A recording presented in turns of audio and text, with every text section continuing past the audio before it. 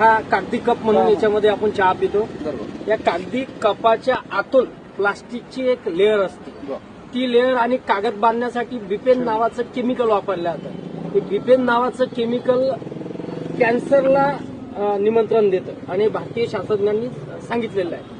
आता बरेचसे लोक म्हणतात हा तर कागदी कप आहे, याच्यामुळे काय होणार आहे. तर एका कागदी कपात चहा पिल्यामुळे 25,000 मायक्रोकन प्लास्टिकच्या आपल्या पोटात जातात एकदा पिल्यामुळे.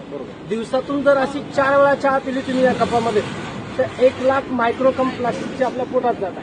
ते गेल्यामुळे तुम्हाला 100% कॅन्सर होतो म्हणजे होतो, त्यात काही दुमत नाही.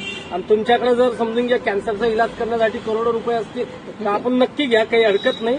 हा कप जर फाडून पाहिलात तुम्हाला प्लास्टिक दिसणार नाही, पण हा कप जर तुम्ही असं पाण्यामध्ये भिजवला आणि याला थोडंसं असं स्क्रब केलं तर बघा मी तुमच्या समोर दाखवतो तुम्हाला. आणि हे जे प्लास्टिक आहे हे वितळतं आणि वितळल्याच्या नंतर चहाच्या वरती एक थर येतो.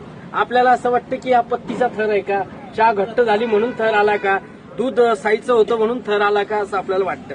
तर ह्या सगळ्या गोष्टी बोलायचा भात बोलायचा कडी आहे. बघा आता हे जर प्लास्टिक वितळलं आणि हे तुमच्या पोटात गेलं, दिसतं याच्यामध्ये तुम्हाला हे ट्रान्सपरंट प्लास्टिक आहे. हे गरम पाणी किंवा गरम कोणताही पदार्थ टाकला की ते ताबडतोब वितळतं आणि वितळल्यामुळे ते तुमच्या पोटात जातं. जर तुम्हाला मरायचं असेल कॅन्सरचं